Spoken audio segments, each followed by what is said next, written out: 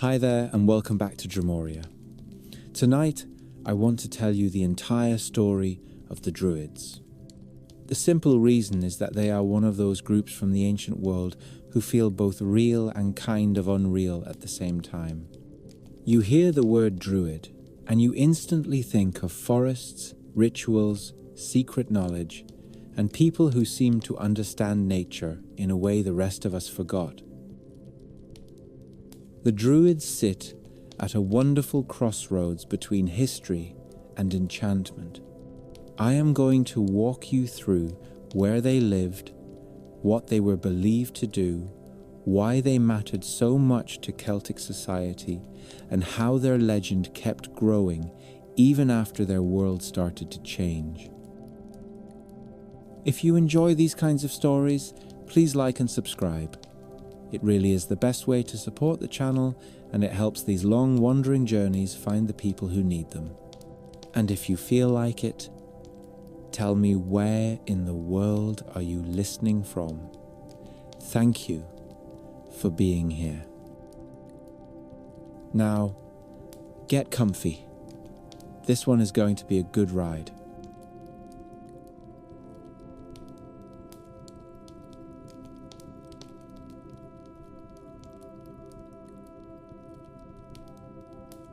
There is a funny thing about the Druids that happens almost immediately when you start looking for them. They are everywhere and nowhere at the same time. You can walk into any bookstore and find them in fantasy sections, in spiritual shelves, in glossy books about ancient secrets, and in the kind of tourist shops that sell you a little bag of mist and promise it is real Irish fog. But the real Druids, the ones who lived and breathed in the old Celtic world, left us no personal diaries, no neat lists of rules, no glamorous "this is the way we do it" handbook.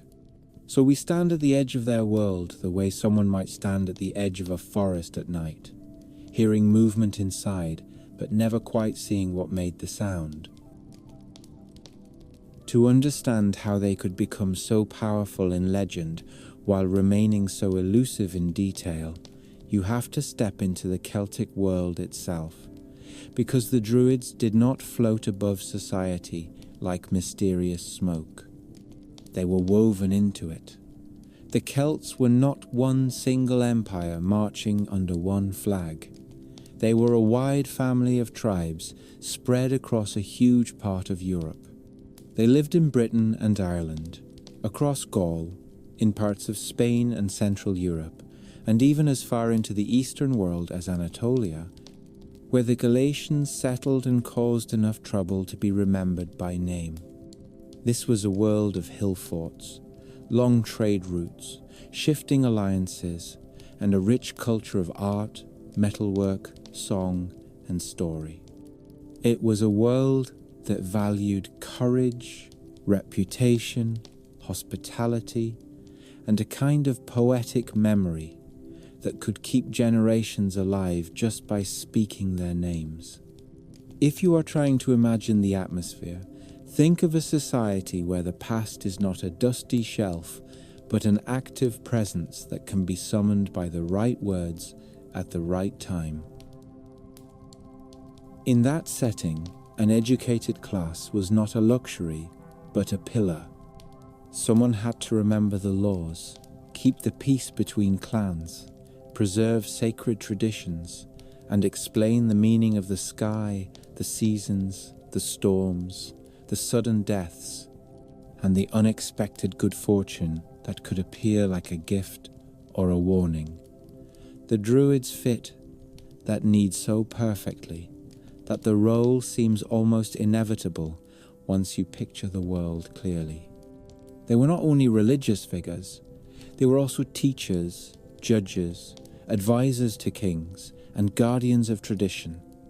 Their authority did not come from castles or armies.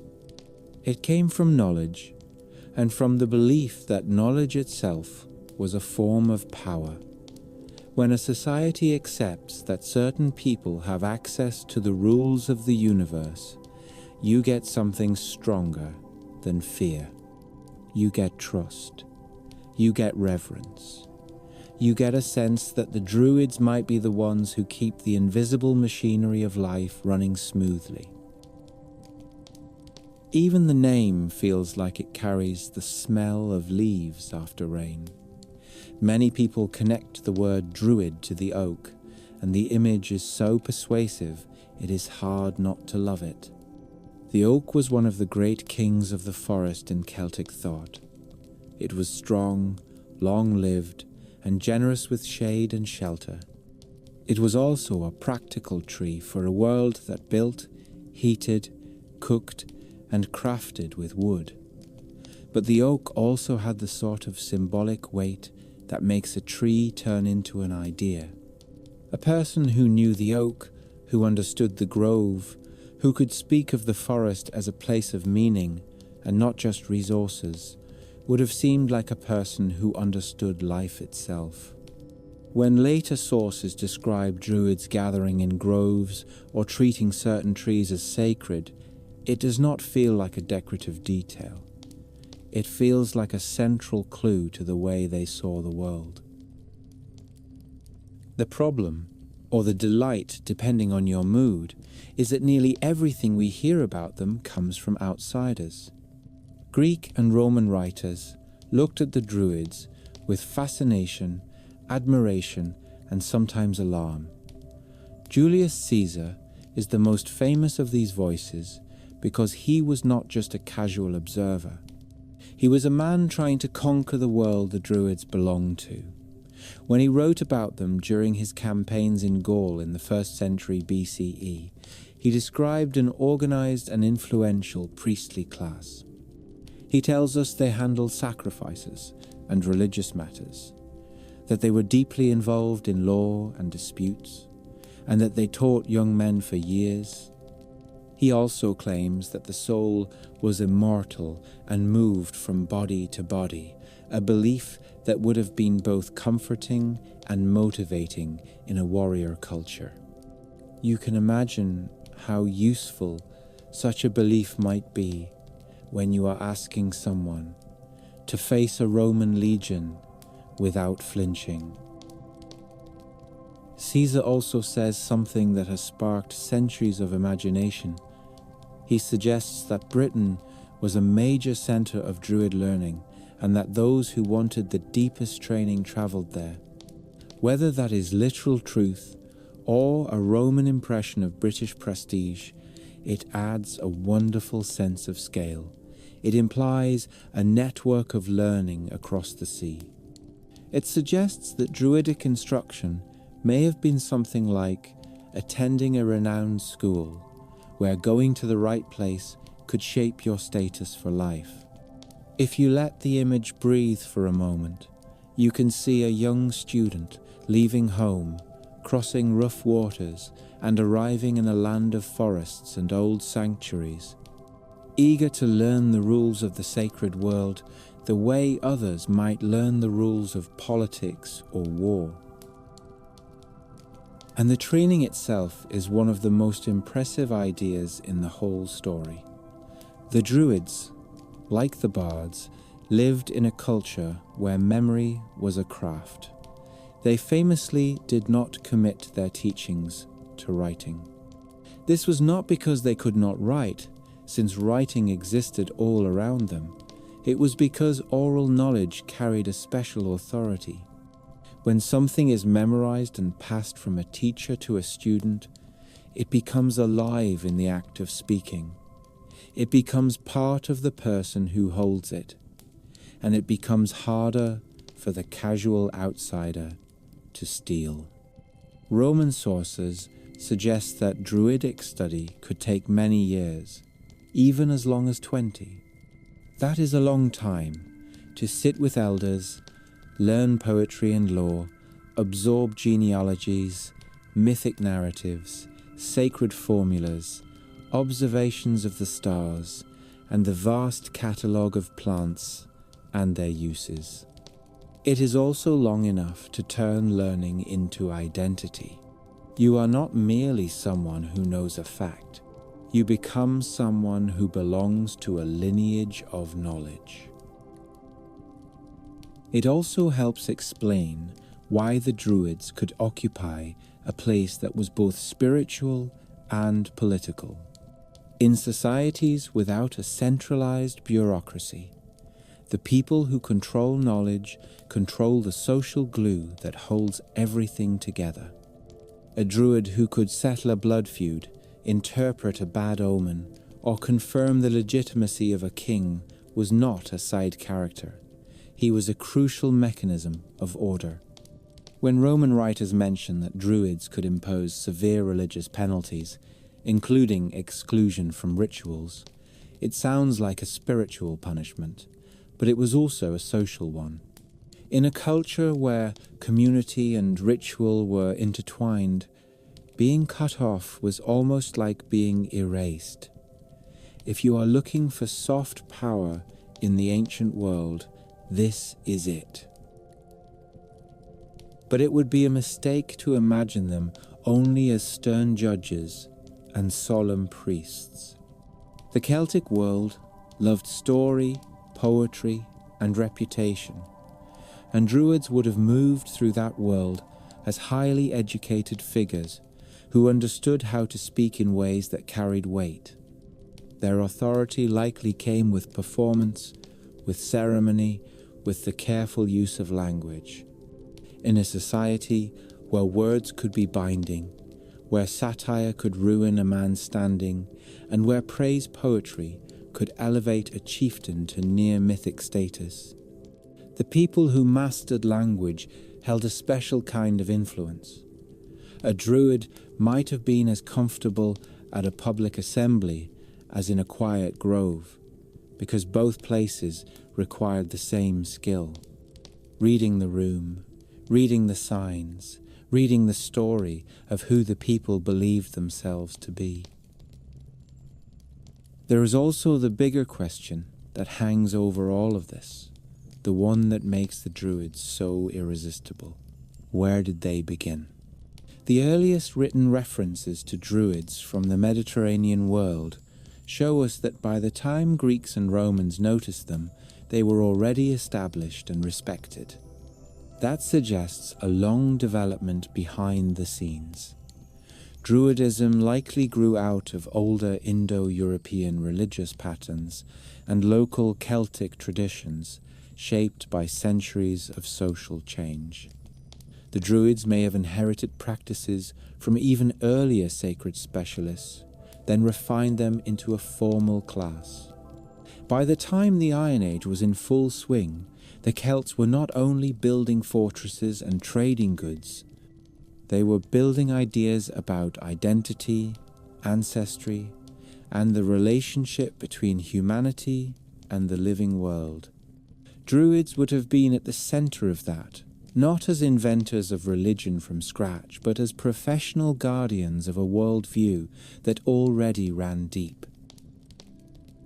This is where the mythic glow begins to form, because when you have a class of people who do not write their secrets down, who train for years in memorized wisdom, who link law, ritual, and cosmology into one role, and who meet in places that feel set apart from ordinary life, you get a natural aura. The sacred grove is not just a location, it is a symbol of another way of thinking. It is the idea that knowledge can be rooted in nature, that the forest itself can be a classroom, and that the gods might prefer leaf and sky over stone temples. Whether the Druids were literally always in the woods is less important than the idea that they belonged to the woods, that their authority was not separated from the natural world, but derived from it. If you imagine a day in that early Druidic world, you can almost see how they fit into the rhythm of life. A chieftain might consult them before a major alliance. A farmer might seek their blessing for a crucial planting. A family might ask for guidance after a troubling dream. A young student might watch an elder recite a genealogy that reaches back through time in a way that makes the old dead ancestors feel present and attentive. And in moments of large public ceremony, when the tribe gathered to honor a seasonal turning or a sacred obligation, the Druids would have given the event its shape and meaning. They were the people who told you why it mattered and why the gods might be listening. And then, of course, there is the moment when the outside world begins to press in. The Romans were not just passing tourists with notebooks. They were the most organized imperial power the Western world had seen. When Rome met the Celtic world, it met not only fierce warriors and dramatic hill forts, but also a spiritual class that could unify people through shared belief and lore. It is easy to see why Roman writers paid such close attention. The Druids were not a quaint local custom. They were a system of influence. The fact that Caesar took the time to describe their role suggests that he understood they were part of what made Celtic society resilient and coherent. So in this first stretch of the story, before any great clash with empire or any dramatic ending of old traditions, we are looking at the Druids in their natural element. They were not yet a memory. They were an active force. They belonged to a world where myth was not an entertainment category, but a way of explaining reality, where the line between nature and sacred meaning was thin enough to step across, where the education of a single person could take decades, because that education was meant to shape the whole community. The Druids make more sense when you think of them not as isolated mystics, but as the brain and conscience of a society that believed knowledge should be carried by human beings, spoken in human voices, and protected by tradition. When you stand at the edge of that world, you can feel why their legend has lasted. People love the idea that there were once teachers who learned in forests, who carried law in their minds, who could speak of the soul without fear of death, and who treated the living earth as a sacred partner rather than a silent resource. Whether you meet them through Roman reports, later Celtic stories, or the modern imagination, the emotional shape is consistent. The Druids represent a kind of lost confidence in meaning, the comforting thought that the world was readable, that signs could be understood, and that wisdom had a place at the center of public life. And as the light shifts toward the next part of their journey, my favorite way to picture it is simple. Imagine a grove at the end of a long day. The air cools. The conversations quiet down. A teacher and a student linger after everyone else has gone, repeating lines of lore or poetry until the words settle into memory.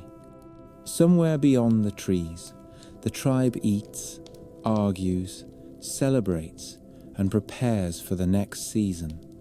The Druids are present in all of it, not loud, not flashy, just essential. The forest darkens gradually, and the old knowledge remains awake inside human minds.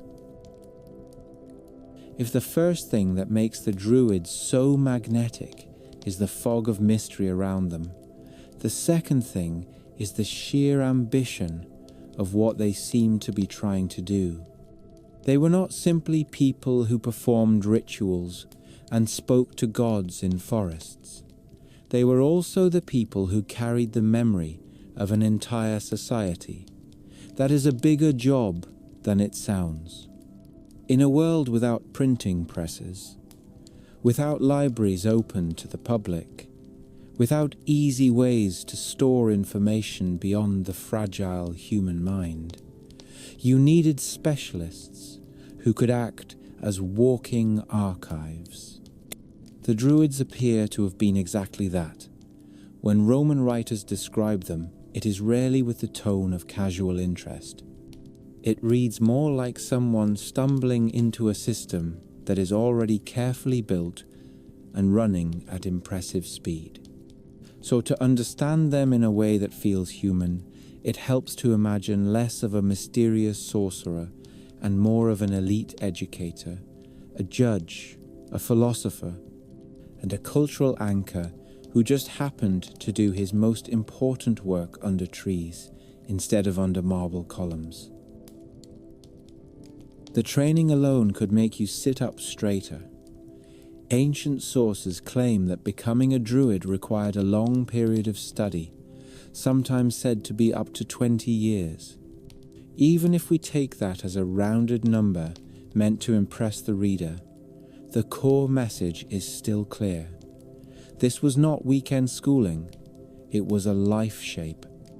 A young person entering druidic training was effectively choosing to become part of a specialized class with responsibilities that touched religion, law, story, diplomacy, and social cohesion. The idea that you might spend the bulk of your youth learning sacred formulas, tribal lore, genealogies, rituals, astronomy, poetry, and the medicinal uses of plants tells you that the Druids were not improvising. They were not casual mystics who woke up one day and decided to read the clouds for a living. They were part of a structured system of knowledge with standards, expectations, and a clear social purpose.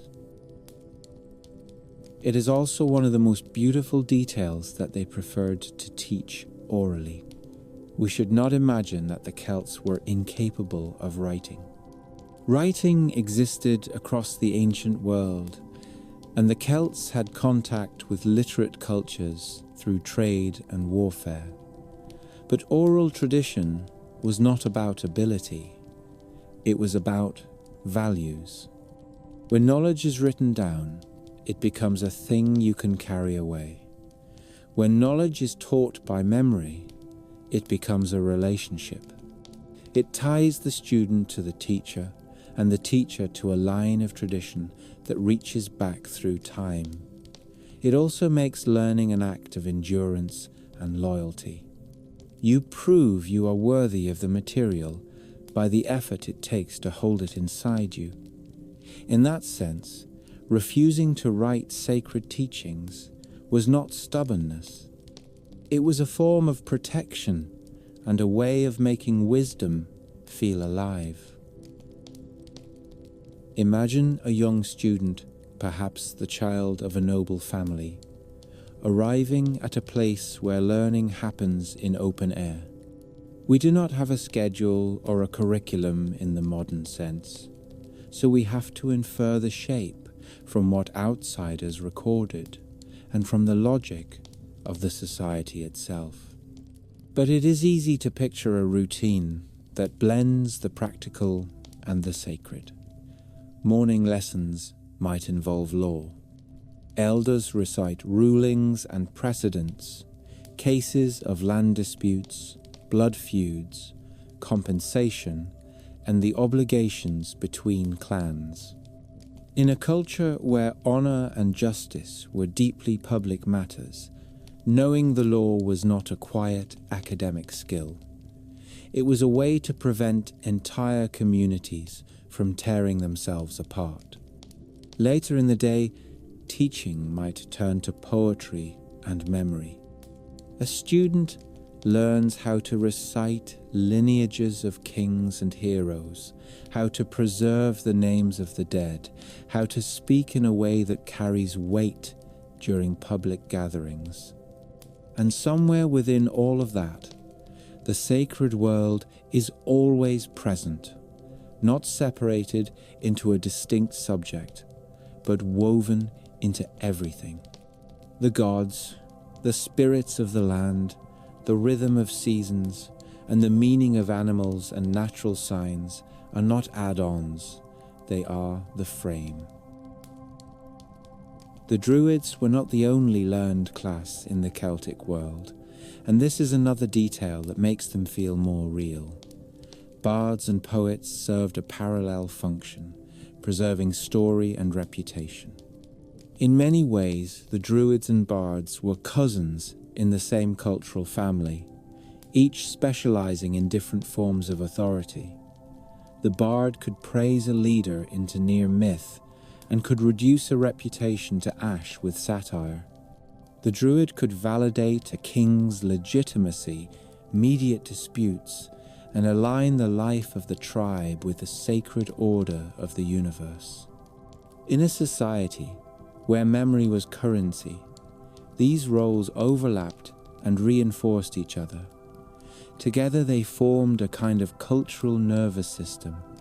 If you remove them, the body of society still exists, but it loses its ability to coordinate itself with the same grace. Roman writers mention that Druids were often exempt from military service and taxes. That sounds like a perk, and it certainly was, but it also suggests something deeper. Exemption is not given lightly in a warrior society. It implies that the Druids were considered too important to be lost in battle or distracted by mundane obligations. Their value was in what they knew and what they could do for the spiritual and legal health of the community. It also hints at how their neutrality might have been preserved. A judge who must arbitrate between clans cannot easily belong to a single warband. A spiritual authority who regulates rituals needs the trust of the whole tribe, not just the faction that holds the sharpest swords. Their public role as judges is worth lingering over because it is one of the ways we can most clearly see them operating in everyday life.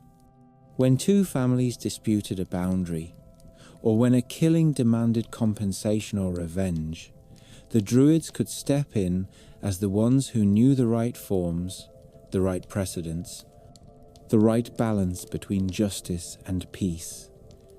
Caesar tells us that they judged nearly all public and private disputes. That is a sweeping claim, and perhaps the reality varied by region, but it still paints a picture of a class that could regulate social tension. In a sense, the Druids were not merely keepers of religion, they were keepers of order. This ties to one of the more striking punishments attributed to them. To be excluded from sacrifice and ritual was considered the harshest penalty. In modern terms, it is hard to imagine being banned from a ceremony as worse than fines or imprisonment. But in an ancient community where ritual was a key way of belonging, to be cut off was to be morally and socially isolated. It was like being expelled from the story your people tell about themselves. There is something both austere and strangely elegant about a society that treats spiritual exclusion as the ultimate consequence, because it reveals how deeply religion and social identity were fused. The Druids also appear to have been advisors to kings and chieftains. This is the point where we can imagine a very human dynamic. Power in the Celtic world was personal. It rested in leaders who managed alliances, raided enemies, distributed gifts, and maintained honor. Those leaders needed counselors who could speak not only about politics, but about legitimacy, taboo, and the right timing for major decisions. When should a campaign begin? When should an oath be sworn? Who is truly worthy of leading the tribe? These are questions that have practical consequences, but in a pagan society, they are also religious ones. A druid who confirms that a decision aligns with sacred law is strengthening the ruler's authority in the eyes of everyone who believes the gods pay attention to human affairs.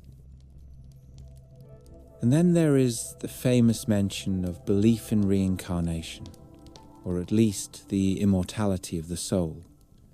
Roman writers tell us that the Druids taught that the soul does not die, but passes into another body.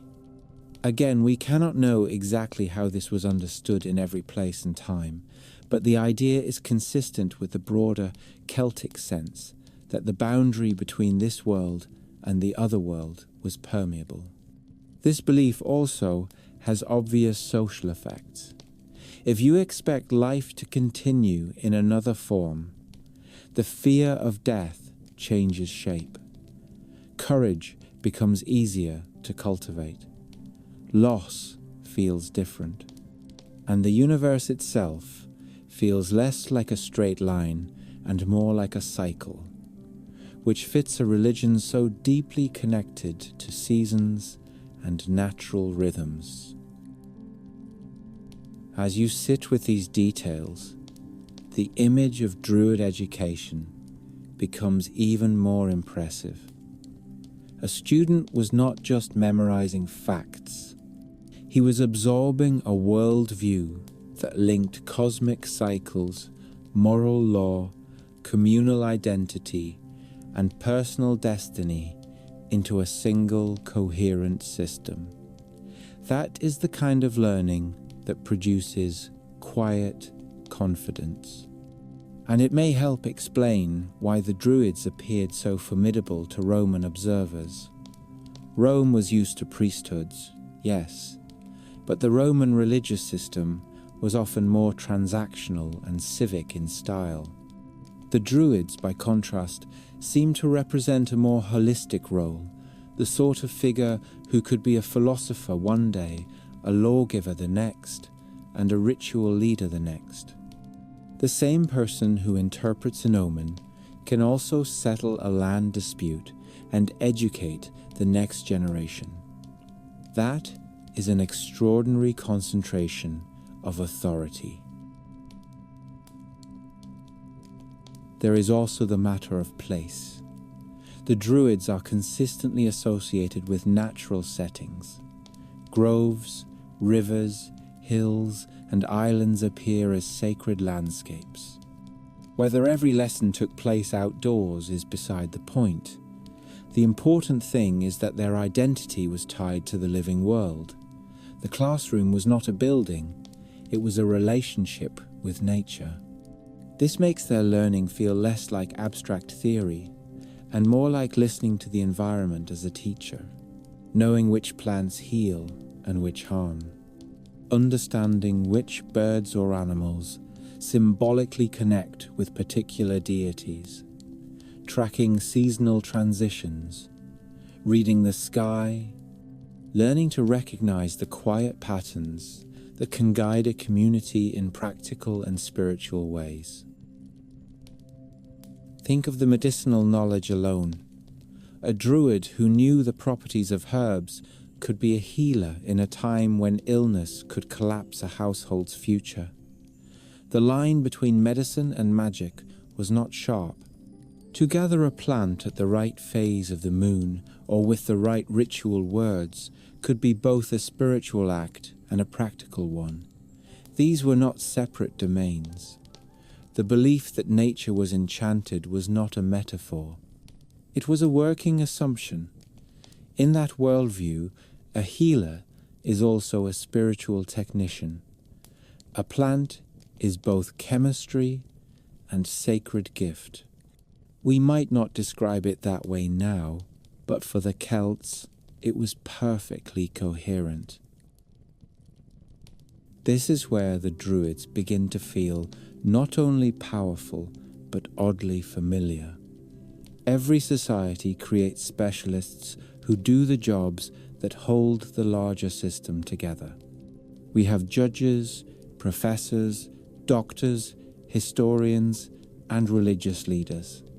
The Druids seem to compress many of those roles into one institution. So, if you want to imagine what it might have felt like to encounter a Druid in daily life, you do not need to leap into fantasy immediately. You can imagine the Druid as the person everyone respects because he knows how things should be done and why they matter. The one who can recite the old agreements between clans. The one who remembers what happened 3 generations ago when 2 families nearly went to war. The one who knows the story of a sacred river and the taboo that cannot be broken without inviting misfortune. This is not theatrical magic, it is social magic. The mystical aura is still there, of course, and part of what makes the Druid world so compelling is that it is not ashamed of mystery. The Celts were life-loving and war-ready and deeply poetic. They did not keep the supernatural at arm's length. They built it into the texture of ordinary life, so a Druid could walk through a settlement and be approached not only for legal matters, but for spiritual ones. A troubling dream, a strange animal sighting, a string of unusually harsh storms, a child born under a certain sign. The Druid would have been someone who could translate these events into meaning. In modern terms, we call that interpretation. In ancient terms, it might have been the difference between calm and panic. Some of this influence would also have been reinforced by ceremony. We can easily imagine communal gatherings where the Druids presided over rituals tied to seasonal festivals. The turning points of the year were more than agricultural markers. They were sacred thresholds, fires lit at key moments, offerings made to secure fertility and peace. These gatherings were social glue and religious affirmation at once. Leading them required confidence, knowledge, and the ability to project authority without relying on physical force. That is a rare skill in any era. It is worth remembering, too, that the Druids were part of a world that loved spectacle when it mattered. Celtic art and metalwork show a people with a taste for intricate beauty and symbolic ornamentation. A ritual space might be simple in materials but rich in meaning. The presence of elders reciting sacred formulas or invoking the gods would have been enough to change the atmosphere of an entire crowd. Religion in such a setting is not a private affair. It is communal theatre with real consequences.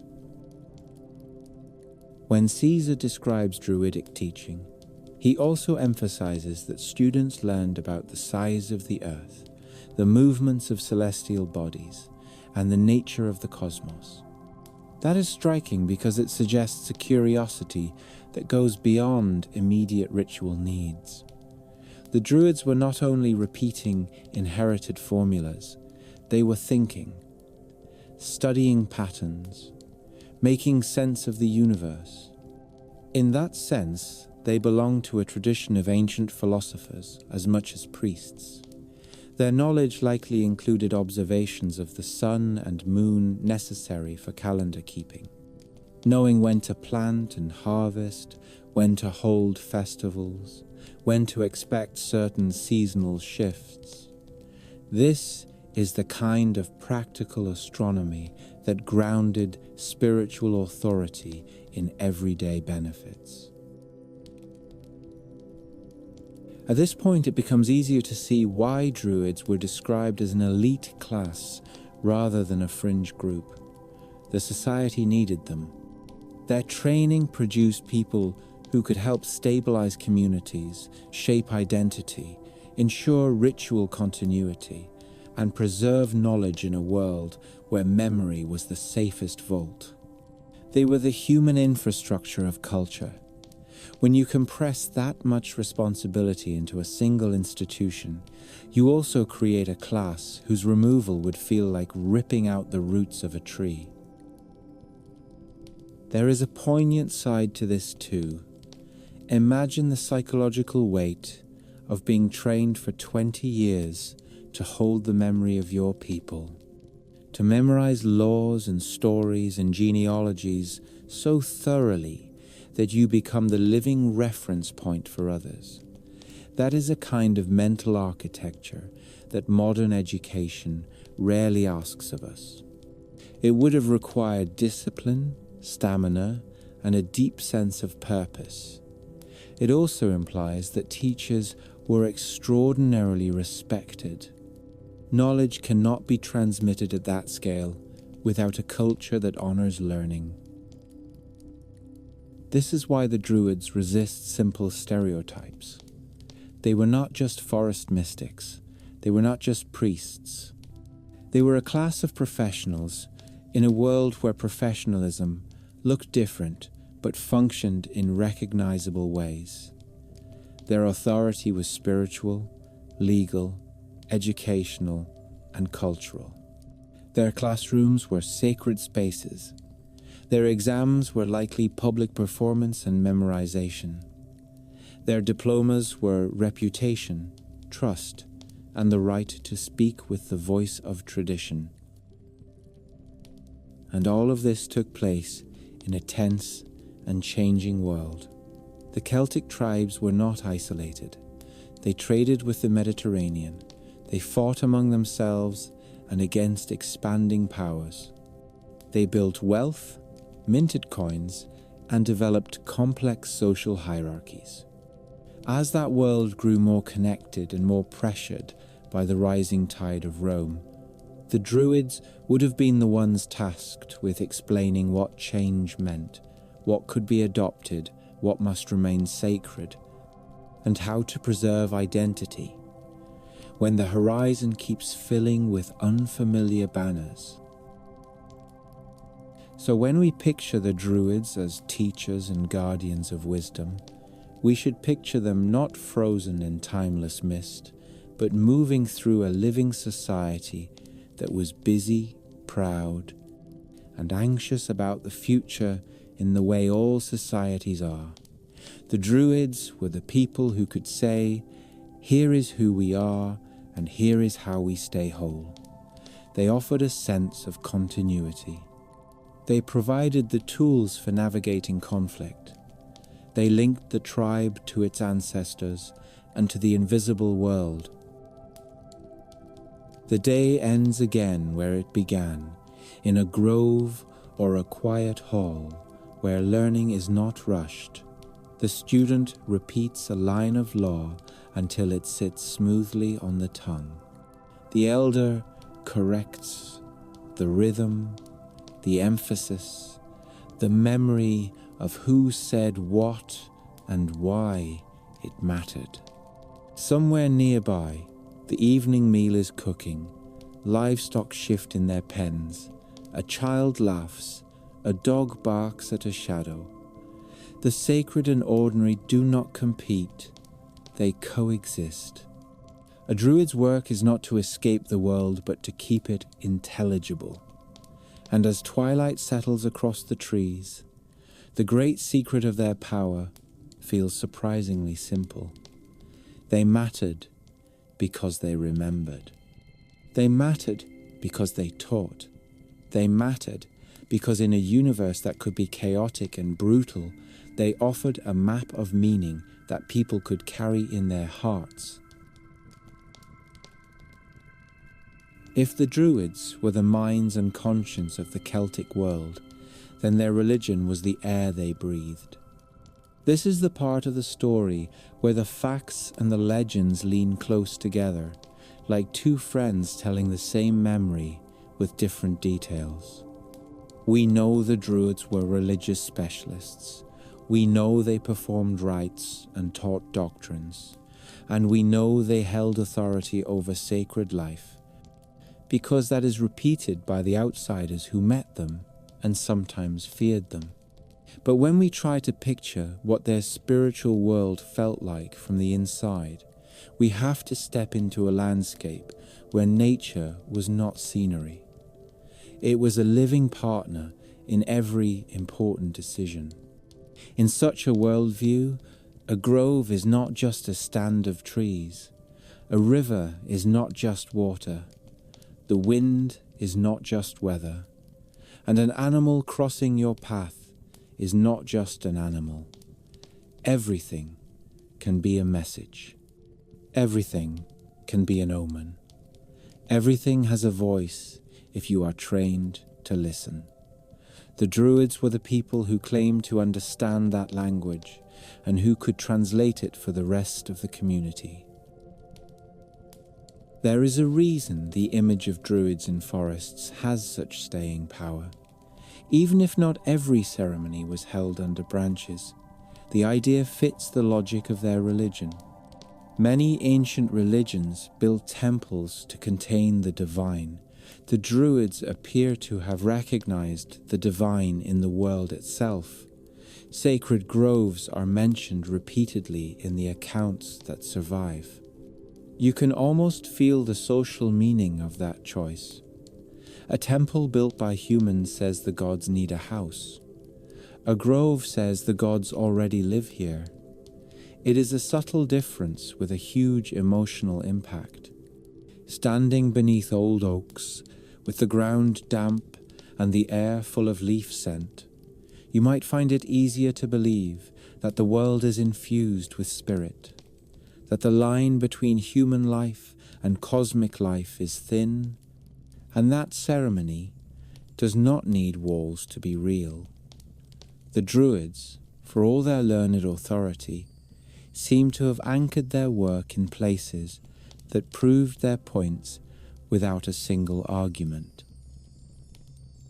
One of the most famous rituals associated with them is the harvesting of mistletoe from an oak. The story comes to us through Roman and later classical writers who describe a ceremony in which Druids, often pictured in white robes, cut mistletoe with a golden sickle, usually at a carefully chosen time in the lunar cycle. The plant was treated as rare and powerful, a gift of the heavens that had chosen to grow on the king of trees. Whether the details are exact or not, the symbolic meaning is unmistakable. Mistletoe is a plant that seems to appear out of nowhere, suspended between sky and earth, rooted in a tree but not in the ground like other plants. It feels like a natural riddle. For a religion that loved thresholds and liminal places, mistletoe would have been irresistible. It is easy to imagine a community watching this ceremony with the seriousness reserved for things that hold the health of the tribe in their invisible hands, trusting that the right plant gathered in the right way could protect life, restore balance, and keep the gods in a generous mood. The Druids are also linked with animal lore in ways that speak to a broader Celtic fascination with the living world. Celtic art is full of stylized beasts, twisting forms, and creatures that seem to hint at symbolic meaning. The stories that later survive from Irish and Welsh traditions show a world where animals can be messengers, rivals, guides, or transformations of humans and gods.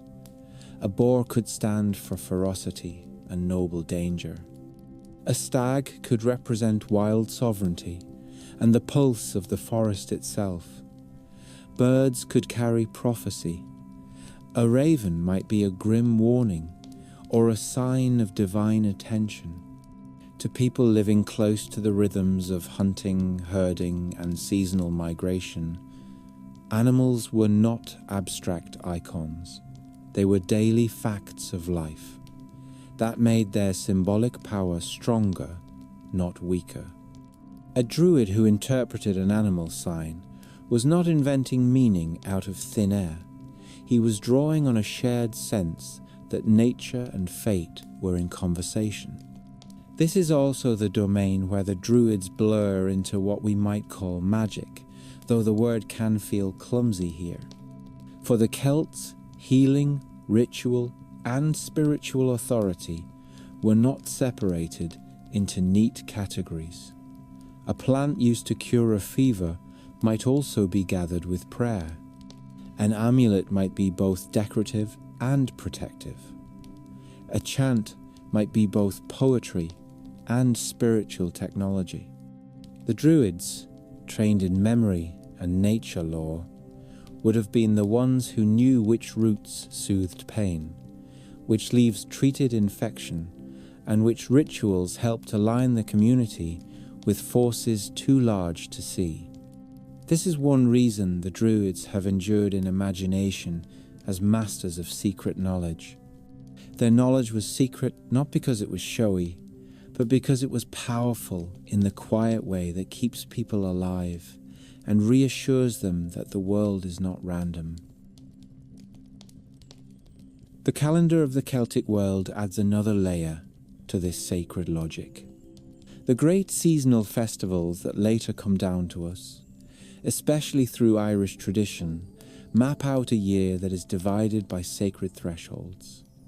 Samhain marked the entry into the darker half of the year, a time when the boundaries between worlds were believed to thin.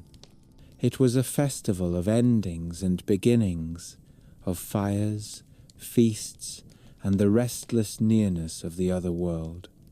Beltane celebrated the flourishing of life as spring moved towards summer, often associated with fire rituals and the blessing of livestock and land.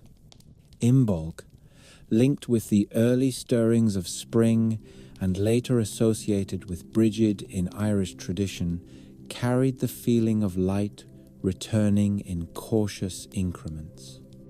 Lugnasad, a harvest celebration connected in later stories with the god Lu, honoured the ripening world and the labour that made survival possible. These festivals are not just charming cultural footnotes. They show a society that treated time itself as sacred and that used ritual to make the year feel like a meaningful story rather than a sequence of weather events. It is easy to imagine the Druids at the centre of these gatherings, not as entertainers, but as the ones who understood the correct forms, the right prayers, the sacred timing. A society that believed the health of the harvest and the safety of the tribe were influenced by divine favour would have taken these rites seriously.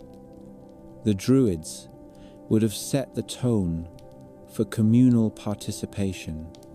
They would have reminded people of the old stories that explained why Samhain mattered, why fire was a cleanser and protector, why certain nights were more open to spirits and omens. Even if most of the tribe understood the general meaning, the Druid was the one who could articulate it in a way that made everyone feel the weight of tradition pressing kindly on their shoulders. The Druids also appear to have taught ideas about the soul that gave their religion a philosophical depth that impressed Roman observers. The notion that the soul could survive death and perhaps move into another form fits neatly with a worldview that sees life as cyclical.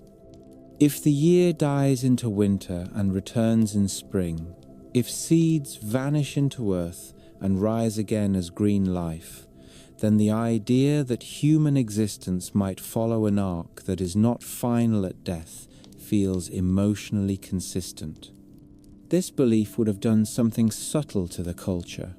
It would have softened the terror of mortality and strengthened the sense that the tribe was part of a bigger rhythm.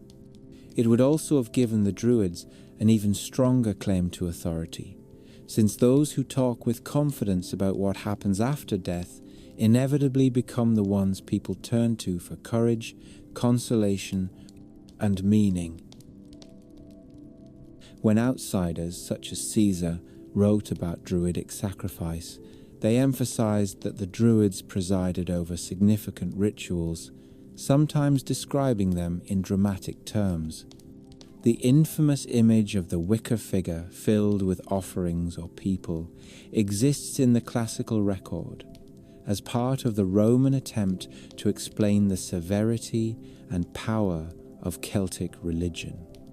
Whether one imagines this literally or symbolically, the point within the cultural context is clear. The Romans believed the Druids were capable of mobilizing not only belief, but awe and fear. A religion that requires serious offerings to secure the god's favor suggests that the divine world was treated as an active force in politics and war.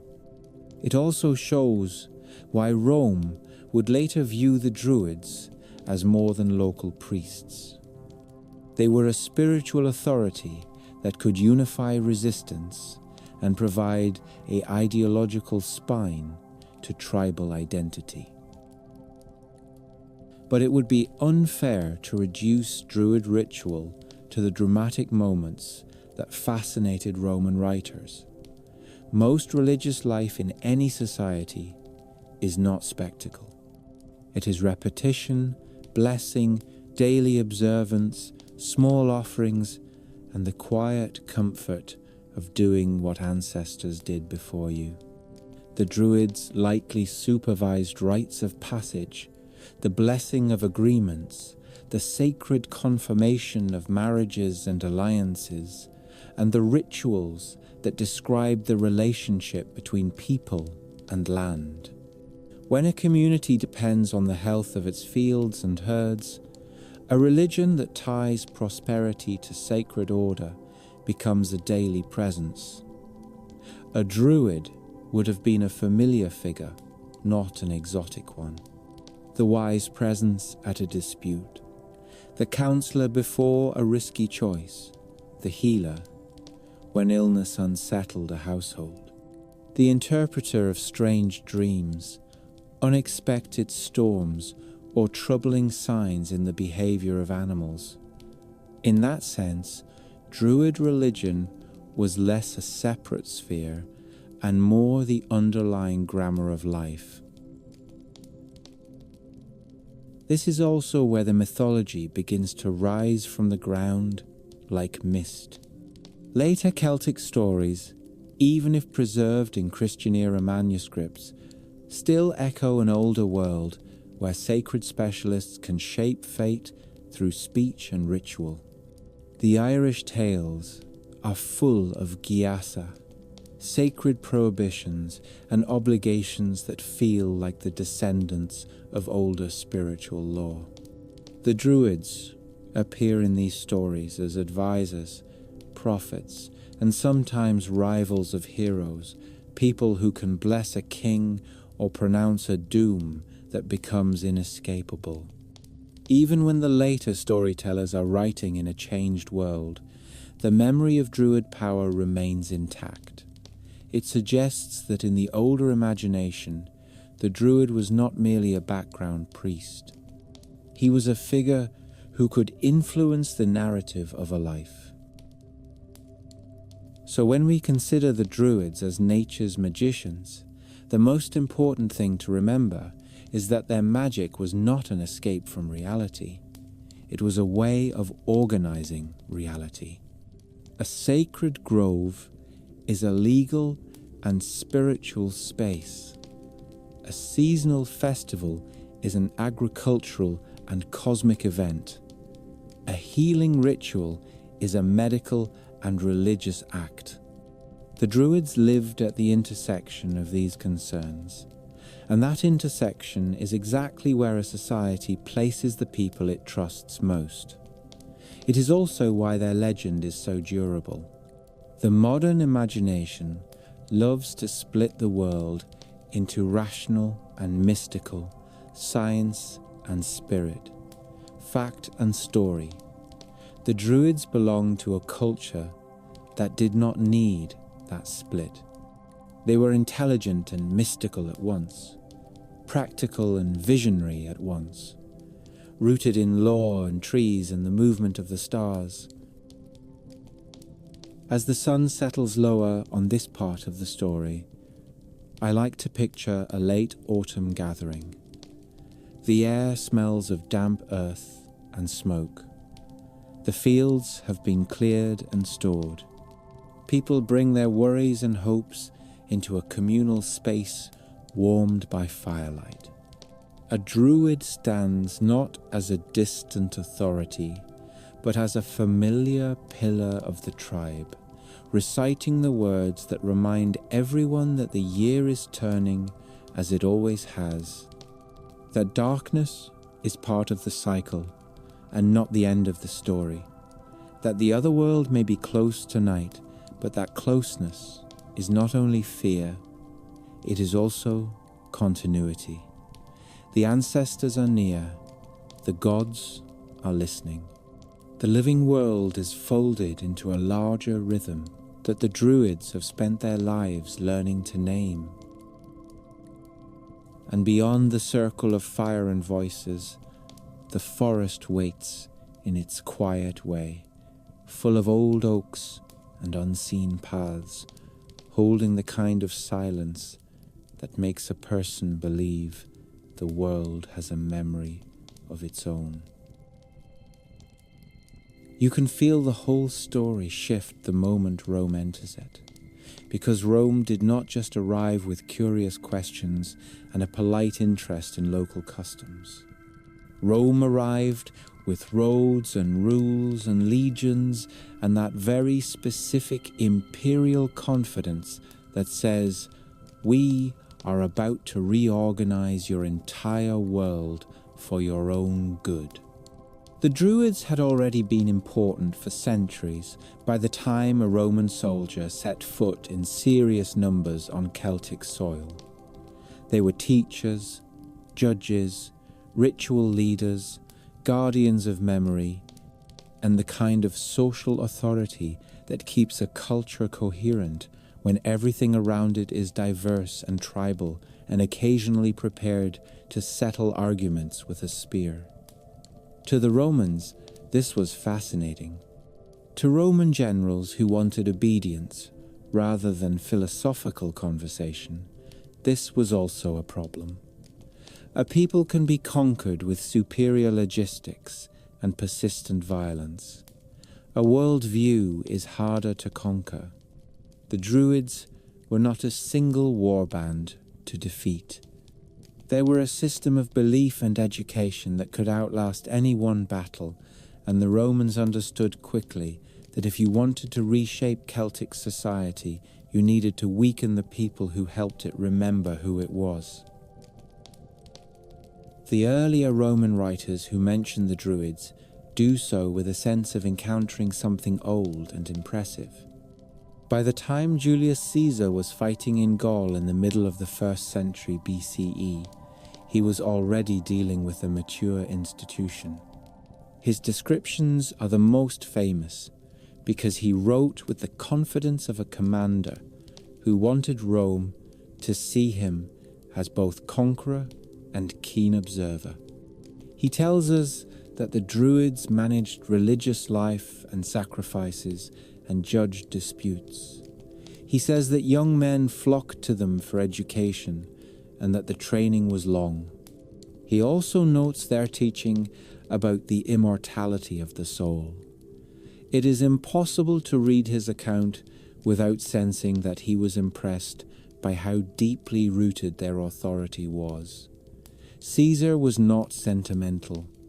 If he took time to describe a social class, it was because that class mattered to the stability of the region he was trying to absorb.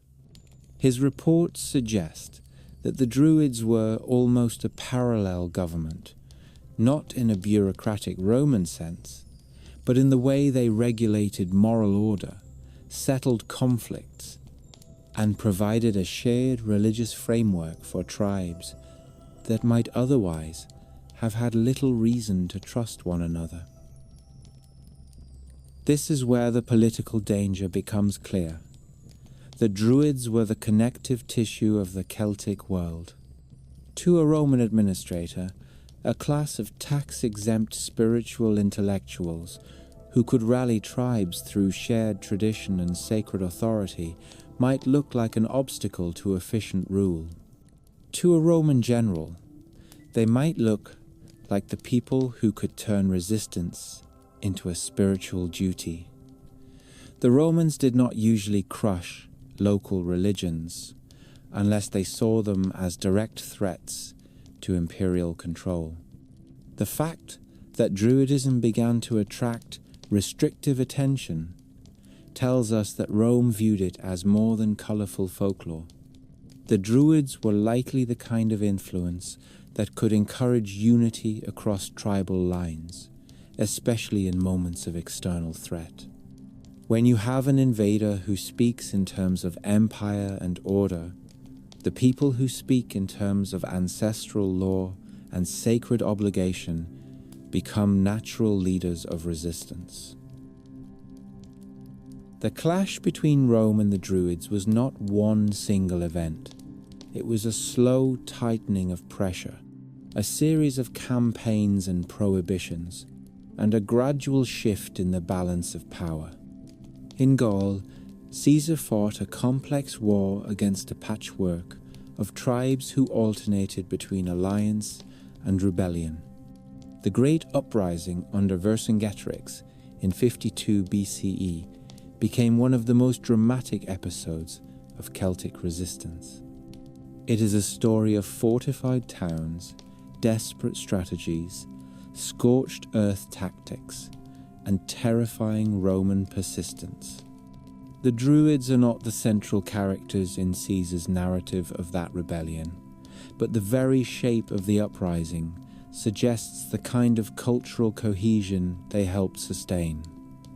The tribes of Gaul did not always get along, yet when the threat became existential, a larger sense of identity emerged. The Druids, as guardians of shared tradition and sacred law, would have been part of the ideological backbone that helped this kind of unity feel legitimate. Even if a Druid did not personally lead a charge, the belief structure they maintained could turn resistance into something that felt not only political, but sacred. Roman accounts of Druidic sacrifice have always carried a grim fascination. The infamous story of the wicker figure, an enormous human-shaped effigy filled with offerings and set ablaze, comes from classical sources that aim to describe the power and severity of Celtic religious practice. The Romans were not above moral storytelling when it suited their needs, but these reports shaped how Druidism was understood for centuries. The image itself is haunting enough to endure, whether you read it as literal practice, symbolic exaggeration, or a Roman attempt to illustrate their enemies as both formidable and in need of civilizing conquest. What matters in the story of empire is that the Romans believed the Druids were capable of commanding life and death in ritual form. That belief alone would have made them seem dangerous. An empire that depends on orderly law and controlled violence is not comfortable with a priesthood that can justify sacrifice through a different moral universe. Britain became the next great stage of confrontation. Caesar made expeditions to Britain in 55 and 54 BCE, and while these were not full conquests, they opened the mental map of Roman ambition. Britain remained outside direct Roman rule until the invasion under Emperor Claudius in 43 CE. By then, the Druids were part of the cultural identity the Romans expected to meet. The Roman conquest of Britain unfolded over decades, and it was as much about cultural integration as it was about military victories. Forts rose, roads spread. Local elites were co-opted into Roman systems, and the Roman style of governance began to reshape daily life. Yet the Druids remained a symbolic and practical center of the old order. They were linked to sacred groves, to the authority of ancestral law, to the notion that the spiritual world was anchored in the land itself, rather than in imperial temples. One of the most dramatic confrontations involved the island of Mona, known today as Anglesey. Roman sources describe it as a stronghold of Druidic power in Britain, a place where the old religion was deeply rooted. The Roman governor Suetonius Paulinus led a campaign against the island around 60 or 61 CE. The descriptions we have are vivid and theatrical. They speak of Druids and their supporters gathering on the shore, invoking curses, raising their arms, and confronting the Roman advance with what must have looked like a dangerous mixture of spiritual confidence and political defiance. The Romans crossed, fought, and destroyed sanctuaries. The sacred groves were burned. The assault was not only punitive, it was strategic. The goal was to break the spiritual infrastructure of resistance. It is difficult not to imagine the emotional impact of this event. For the Celts who revered these places, the destruction of a grove was not simply the loss of a meeting spot. It was an attack on the living map of the sacred world. A grove carries memory. It is where elders taught students, where ritual confirmed communal belonging, where the gods were honored in the presence of their own creation. To see such a place cut down or burned by outsiders would have felt like watching the old universe itself being wounded. The Romans were experts at turning symbolic violence into political results. By targeting sacred centers, they were announcing that Roman authority would now sit above local spiritual sovereignty. The campaign against Anglesey has another dramatic wrinkle, because it was roughly contemporaneous with the uprising led by Boudica, queen of the Iceni. Her rebellion in 60 or 61 CE was explosive and brutal. Roman towns were attacked, including Camulodunum, Londinium, and Verulamium, and the violence on both sides was devastating. The Druids are not always directly tied to Boudica in surviving texts, but the timing makes the whole moment feel like a storm of resistance in which spiritual and political outrage mingled in the same air. It is easy to imagine how a society anchored in sacred tradition might view the rebellion not only as a political necessity, but as a cosmic correction. When empire presses too hard, the gods might demand an answer. A Druidic worldview could give ideological fuel to the kind of uprising that demands more than generic freedom. It demands the restoration of sacred balance. After these conflicts, Roman policy hardened. Emperor Claudius is said to have banned Druidic practices in Gaul, especially those tied to sacrifice. The move makes sense in the Roman legal imagination. You do not just defeat rebellion on the battlefield, you also dismantle its cultural sources. If the Druids were exempt from taxes and military service, if they held pan-tribal authority, if they conducted rituals that reinforced non-Roman identity, then controlling or removing them would have been an obvious step in tightening imperial rule. Rome was pragmatic.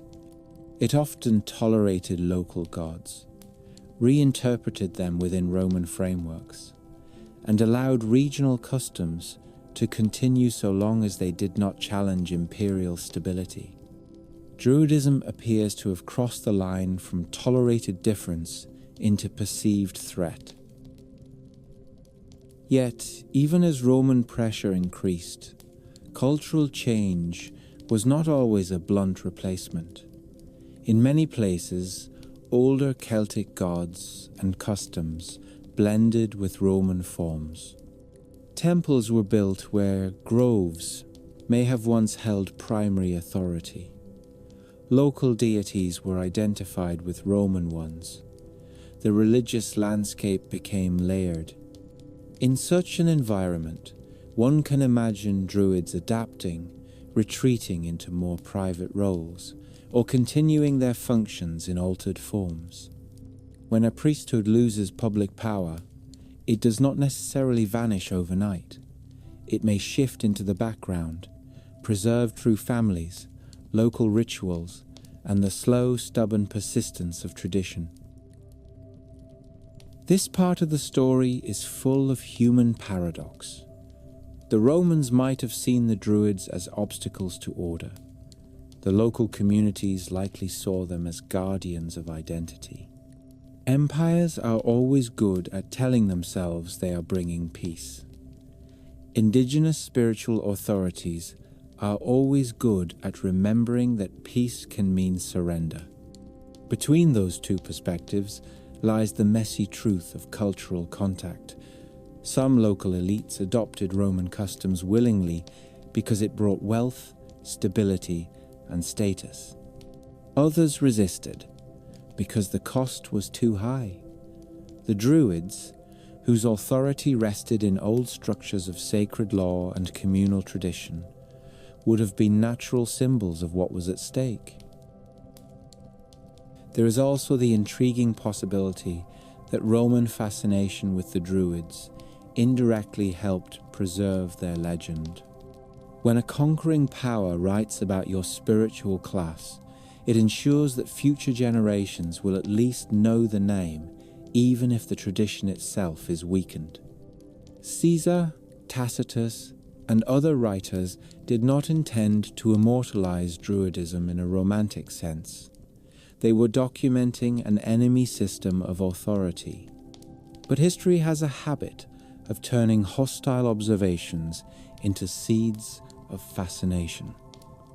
The very fact that the Romans viewed the Druids as powerful enough to suppress suggests that the Druids must have been remarkably influential. It is hard to imagine Rome bothering to ban a harmless sideshow. As the Roman centuries rolled on, the world the Druids had shaped began to change at the foundations. Towns grew under Roman planning. Trade networks intensified. Local leaders became Romanized. Latin seeped into the cultural fabric. The old tribal structures did not disappear entirely, but they were transformed. A spiritual class that once operated as judge, teacher, and counselor to kings would have found its roles challenged by new institutions. Roman courts, Roman tax systems, Roman military obligations, and Roman civic religion all altered the functioning of society. The Druids, who had been the interpreters of law and the keepers of sacred legitimacy, were now living in a world where legitimacy could be granted by imperial appointment and law could be codified in Roman terms. Yet the older sacred sense of place likely lingered. Even in Roman Britain, the land itself remained Celtic in spirit. A river that had been revered for centuries would not suddenly stop feeling sacred because a Roman fort was built nearby. A hill that carried ancestral meaning would still loom in the imagination even if a Roman road ran past it. The Druids may have diminished as a formal institution, but the ideas they nurtured could persist in folk practice. Reverence for springs, trees, and certain landscapes would have survived as local customs. The sense that the other world was close in certain places would have remained part of how people experienced their environment. This is why the Roman period feels like a turning, rather than a simple ending. The Druids were caught between two immense forces. On one side was an ancient religious and cultural system that had grown organically over generations. On the other side was the administrative machinery of an empire that believed it could rationalize the world into something legible and profitable. The conflict was not just military, it was philosophical. The Druids represented a worldview where knowledge was held in memory, sacred authority anchored in nature, and law intertwined with ritual. Rome represented a worldview where power was centralized, law codified, and religious practice increasingly tied to civic structures and later to imperial ideology. For the individual Druid living through these changes, the experience must have been layered with personal grief and adaptation. Imagine a teacher whose student enrollment begins to shrink because young nobles are now fascinated by Roman education. Imagine a judge whose authority is quietly undercut by the presence of Roman legal officials. Imagine a ritual leader whose sacred grove is now watched with suspicion. None of this would be dramatic in a single day. It would be the slow experience of watching your world shrink by a few inches at a time. And yet, even with suppression, there is a stubborn dignity to the idea that Druidism could not be erased instantly. Rome was powerful, but the human attachment to ancestral knowledge is stronger than edicts. The Druidic presence may have retreated into the shadows of local life, maintained in remote places, protected by communities, reluctant to let go of old ways. When later generations in Ireland and Wales remembered Druids as wise figures and prophets, they were working with echoes of a tradition that had already survived centuries of pressure. As evening settles over this stretch of history, the image that comes to mind is not a battlefield, but a small gathering in a place that feels slightly hidden, a grove that escaped the worst of Roman attention, a teacher repeating sacred law to a handful of students who still believe the old world is worth carrying forward. A community that still lights seasonal fires, still honors the turning of the year, still treats the land as a living presence, even while Roman structures tower nearby. The empire may control roads and taxation, but it cannot easily control the private ways people interpret storms, blessings, dreams, and the quiet meaning of an oak tree that has stood longer than any emperor's reign. The Roman world, for all its power, was never permanent. The Druids knew something about cycles. They lived in a universe that turned, and though the institutions that supported them were being weakened by force and policy, the deeper ideas of sacred time and sacred land could not be marched away like prisoners. They settled into memory, folklore, and small acts of continuity that are almost invisible to conquerors. Night spreads across the countryside of Roman Britain and Gaul. Soldiers settle in their forts, merchants count coin by lamplight, local elites practice Roman manners at dinner tables. Somewhere beyond the edges of official life, the old language of trees and seasons is still spoken quietly. The Druids, once public architects of meaning, now inhabit a narrower space, but the world they helped shape has not vanished. It has only learned to survive in softer voices. After Rome, the Druids do not disappear with the dramatic curtain drop. They fade in the way old constellations fade when a brighter city grows around you. You still know the stars are there, but the sky has changed. The Roman departure from Britain in the early 5th century did not bring the old world neatly back to life. It brought uncertainty, shifting power, and a new patchwork of kingdoms trying to define themselves. In Gaul, Roman influence remained longer and blended into new political forms. In Ireland, which never became a formal Roman province, the older Celtic structures continued with more continuity. But even there, the winds of change were already moving.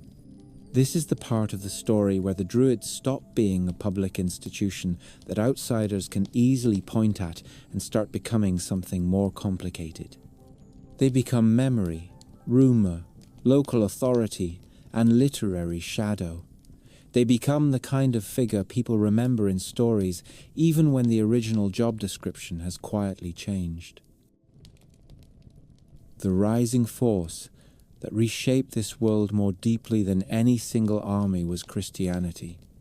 It arrived over time, through missionaries, through trade networks, through political alliances, and through the natural human hunger for a new kind of meaning when an old order is under stress. The easiest mistake is to imagine a clean showdown between Christian saints and pagan Druids, as if history were a stage play with 2 actors and one decisive duel. The reality was almost certainly more gradual and locally varied. Conversion does not happen all at once. It happens household by household, king by king, village by village. Sometimes it is embraced with enthusiasm. Sometimes it is accepted because it brings diplomatic advantages. Sometimes it is tolerated at first and then slowly becomes dominant. The Druids would have lived through this as a long season of cultural weather. In the earlier centuries, a Druid might have been the most educated person in the region, the one who could arbitrate disputes, preserve genealogy, and sanctify a ruler's legitimacy. But as Christian clergy and monastic communities spread, they brought a different kind of learned authority. Monasteries became centers of education, literacy, artistry, and record-keeping. The Christian priest and the Druid occupied overlapping territory in the social imagination. Both could be counselors. Both could interpret the mysteries of life and death. Both could speak with the aura of sacred knowledge, and both could serve as the moral backbone of a community. When 2 roles overlap, history tends not to remove one instantly. It tends to reshape the older role until it fits the new world or until it slips into legend. In Ireland especially, this overlap created a fascinating transformation. The later Irish literary tradition, preserved by Christian scribes, still remembers Druids as powerful figures in a heroic age. They appear as advisors to kings, masters of prophecy, and guardians of ritual law. The very fact that they appear in these texts suggests that the memory of their prestige remains sharp. Yet these texts also show a changing landscape. Druids in these stories sometimes feel like rivals to Christian saints, sometimes like wise men operating in a world that is already shifting beneath their feet. A famous pattern, repeated in various legends, is the contest of miracles and signs. A saint arrives. A Druid challenges him. The saint's power proves stronger. The Druid's authority collapses or converts. Even if these scenes are literary dramatizations rather than eyewitness history, they reveal something important about cultural identity. The older world was not simply rejected. It was restaged in narrative form, so the new world could explain why it deserved to win. This is where the story becomes tender as well as dramatic. There are hints that the learned class of the older Celtic world did not vanish so much as evolve. The Fillid, the professional poets and scholars of medieval Ireland, carried many functions that looked like descendants of Druidic education. They preserved history, genealogy, law, and story.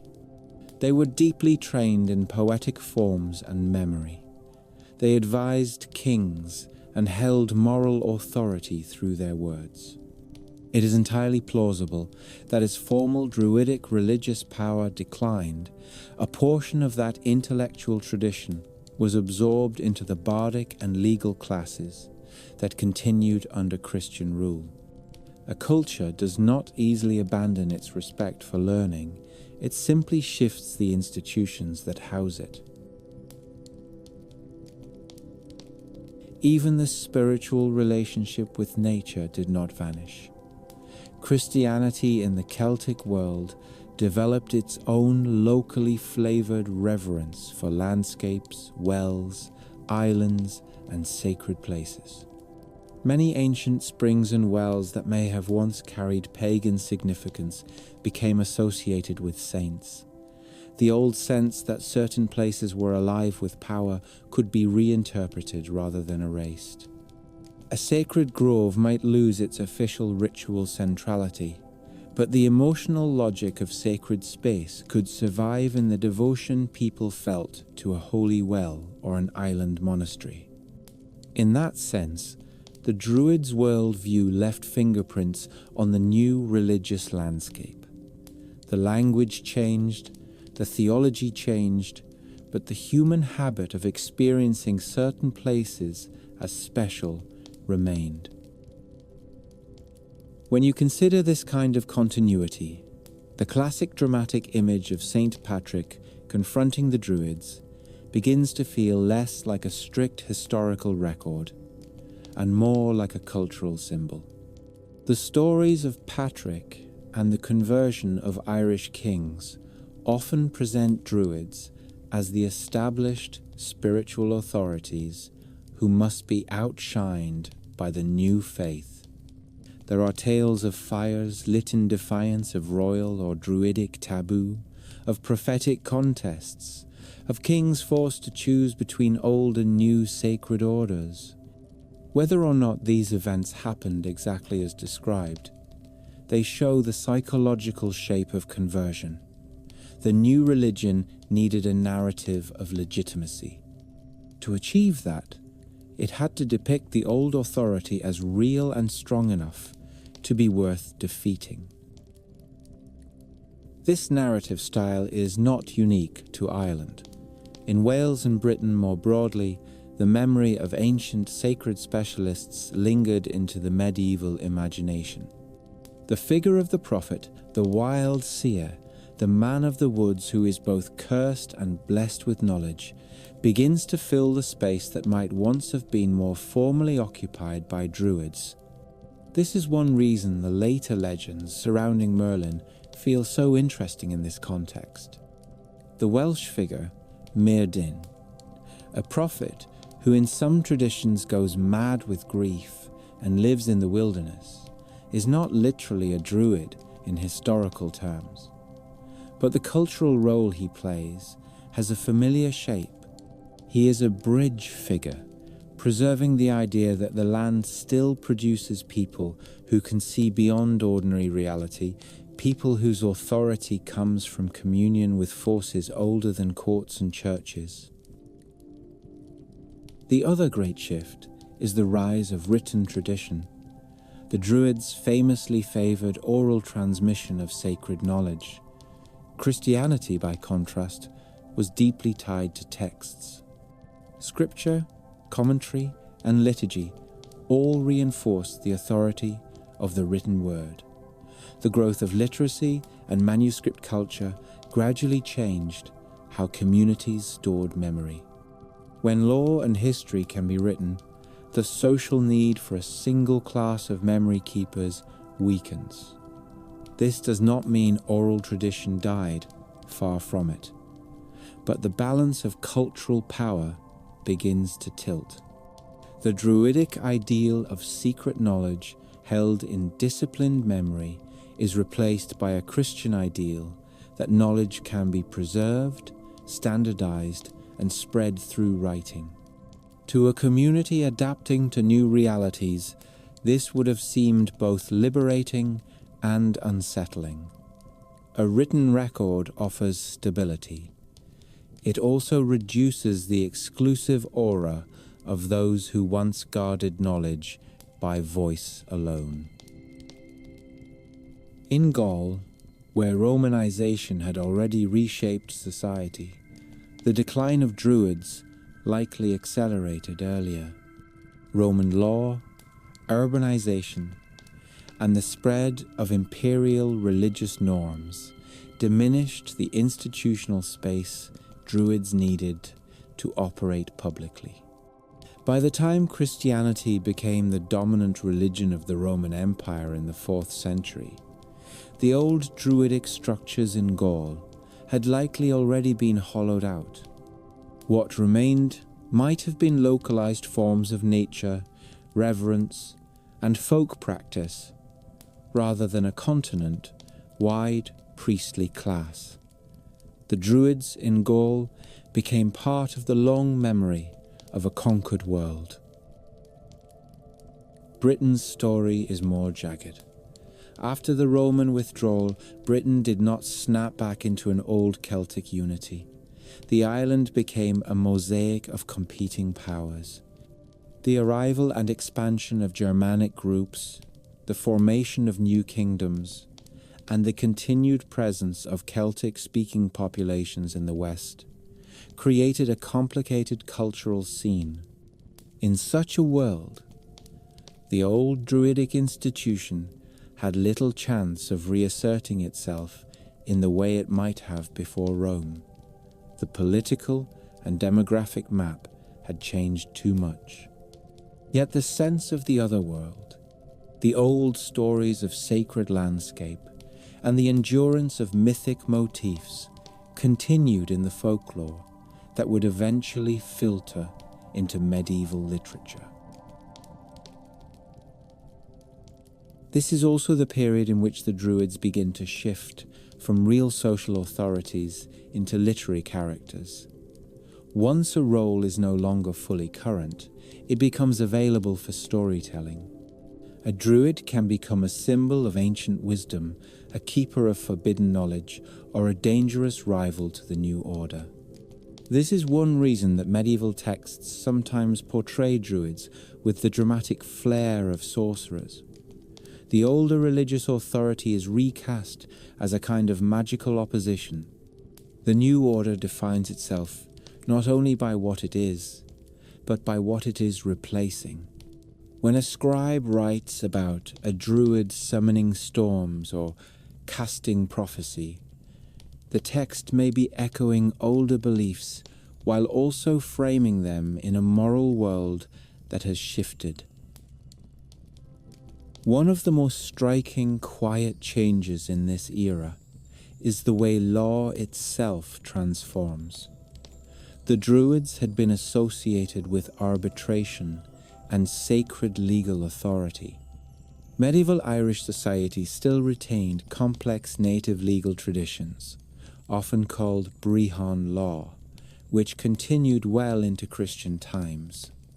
The legal experts of that system were not Druids by name, but the structure of learned legal authority, memorized rulings, and deep respect for precedent feels like an echo of an older educational culture. Societies do not invent complex legal memory out of nowhere. They build it over generations. The Druidic legacy may have left a trace in the way legal learning was valued and transmitted. The emotional experience of this transition must have been layered with ambiguity. Imagine an elder, trained in the old ways, watching a new faith arrive, not as a violent invader, but as a persuasive alternative. The new religion offers a universal story, a moral framework that promises salvation beyond tribal boundaries, and a literate tradition that can travel with unusual speed. For some, it would have felt like a threat. For others, it might have felt like an expansion of the sacred world rather than a replacement. The human mind is capable of holding more than one framework during periods of change. It is entirely plausible that for a time, people honored the old festivals culturally while adopting Christian practices spiritually, or that they accepted Christian rites while privately preserving older reverence for certain places and seasonal rhythms. This gradual blending is part of why the Druids remain such an evocative presence in later memory. They are not only remembered as a religious class, they are remembered as a symbol of an older relationship to the world. A relationship where knowledge was anchored in land, where the sacred lived in trees and rivers, and where the voice of tradition could shape political legitimacy. When that worldview receded, it left behind a cultural longing. The medieval imagination could look back on the Druids and see them as representatives of a time when the land itself seemed more enchanted. And then there is the curious persistence of Druid, like figures in local myth. Even as formal Druidic identity faded, the archetype of the wise nature seer remained useful in story, the advisor who knows the old laws, the prophet who can interpret omens, the healer who understands the secret language of plants.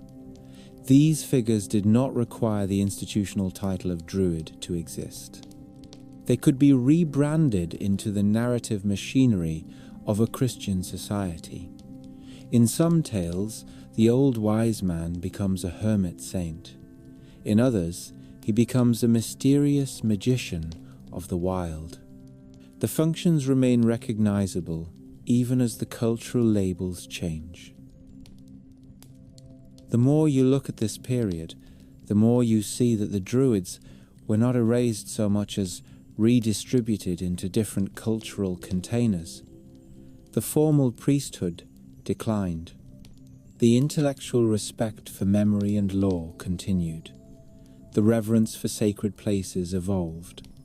The symbolic figure of the nature-wise counselor remained alive in story.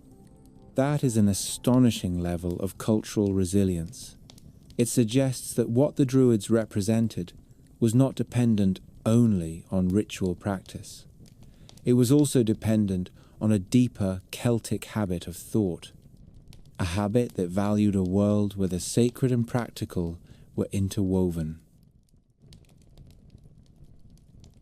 As centuries passed, the word Druid itself became increasingly detached from living practice.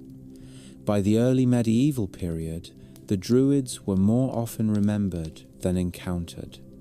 They became inhabitants of a legendary past, but the fascination did not fade. If anything, it intensified, because distance can romanticize what closeness might treat as routine. A living Druid might have been a stern legal authority and a demanding teacher. A remembered Druid can be a figure of mythic depth, the person who knew the secrets of the forest and the movement of stars. This is the point where the story begins to feel like a long twilight. The old world is not dead in a single blow. It is simply no longer the official daylight. The new religious and political order defines itself through different symbols. Yet under the surface, the older patterns continue to pulse. The seasonal logic of Celtic festivals echoes through rural life. The love of genealogy and heroic memory persists in poetry. The sacred landscape remains sacred in feeling, even when the language used to describe it is Christian. If you were to walk through Ireland in the early centuries of Christian expansion, you might still sense how close the two worlds were. A monastic scribe copies a gospel by candlelight, but outside the monastery walls, the land still speaks with the old voice of hills and wells and trees. A king supports a church, but still listens with pride to poets who can recite the lineage that binds him to ancient heroes. A community gathers for a Christian feast day, but the timing of agricultural life and communal celebration still follows the deep rhythm of the year that the Druids once helped sanctify. The old architecture of meaning has not vanished. It has been renovated. There is also a quiet irony here. The Christian scribes who preserved so much of the heroic Celtic literature ensured that the Druids would not be forgotten. The very people representing the new order became the archivists of the old memory. They recorded stories of the Tuatha De Danann, of heroic cycles, of kings and battles and prophecies, and in doing so, they kept alive the cultural space where Druids could still appear as powerful figures of the past. This preservation was not always neutral. Christian writers sometimes framed older pagan elements through their own moral lens, but the survival of the stories at all is a gift. Without them, the Druids would be even more shadowy than they already are. So the story of Druids in the Christian age is not only about decline, it is about transformation. It is about how a cultural role can dissolve into multiple successors. It is about how a society can change its official faith while still carrying emotional loyalty to older symbols. It is about how the memory of a sacred class can become a mythic resource for later generations. As the day lengthens into evening on this part of the journey, the image that stays with me is a simple one. A rural path winding between fields toward a cluster of trees that older people still treat with special respect. A new wooden cross stands not far away, perhaps placed there not to erase the sacredness of the place, but to reinterpret it. Children grow up hearing both the names of saints and the old stories of heroes. The language of faith shifts, but the landscape remains the same faithful witness it has always been. Somewhere in that landscape, the last of the traditional Druids may have lived out their lives not as public masters of society, but as quiet elders whose knowledge was gradually absorbed into the memory of families and local poets. Their world was narrowing, but it was not meaningless. A culture does not forget its teachers completely. It simply learns to carry them differently. There is a strange kind of immortality that belongs to certain ideas. You can outlaw them, you can starve them of institutions, you can remove the people who once carried them as a professional calling, and yet the idea stays floating in the cultural air, like pollen that refuses to settle. The Druids are a perfect example of that. After centuries of Roman suppression, after the long Christian transformation of the Celtic world, after the slow fading of the old priestly class into memory and legend, you might expect the word Druid to become a historical footnote. Instead, it becomes a magnet. It attracts poets, antiquarians, romantics, spiritual seekers, and the kind of enthusiastic amateur historian who looks at a standing stone and feels personally certain that someone important once stood right there with very strong opinions about the solstice. What happened to the Druids in the modern world is not a simple revival of an old religion in a pure form. It is something more like a cultural resurrection, built from fragments of history, a lot of imagination, and a persistent human desire to believe that the ancient world left us not only ruins, but unfinished conversations. The first big wave of this renewed fascination arrived with the thinkers of the early modern period and then grew into a full blaze during the 18th and 19th centuries. This was the age of antiquarian curiosity, when educated Europeans began to treat the distant past as something that could be reconstructed and celebrated rather than simply dismissed as barbaric. It was also the age of Romanticism, which had a special love for wild landscapes, ancient roots, and the idea that modern life had traded soul for convenience. The Druids fit neatly into that mood. They were associated with forests and sacred groves. They were linked in classical texts with philosophy and cosmic knowledge, and they carried the glamour of a lost elite that seemed to belong to a world more emotionally connected to nature. If you were a poet gazing at a stormy hillside in Wales or the misty glens of Scotland, the Druids were not just historical figures. They were emotional proof that the land itself had once been governed by sacred intelligence. This is also the period when Stonehenge and other megalithic sites were pulled into the Druid story in a dramatic way. Today we understand that Stonehenge predates the historical Druids by a long stretch of time. But that did not stop earlier scholars from making the connection with confidence. In the 18th century, figures like William Stukeley argued for Druidic links to Stonehenge, and these ideas were persuasive in their era because they offered a tidy narrative. You had a mysterious monument. You had a mysterious priesthood. Put them together and you get a story that feels satisfying, even if the actual timeline is more complicated. This belief did something important to the public imagination. It anchored the Druids to physical landmarks that people could visit. Once you can stand in a circle of stones and imagine robed figures chanting in the dawn light, the Druids stop being abstract. They become a presence you can almost feel in the air.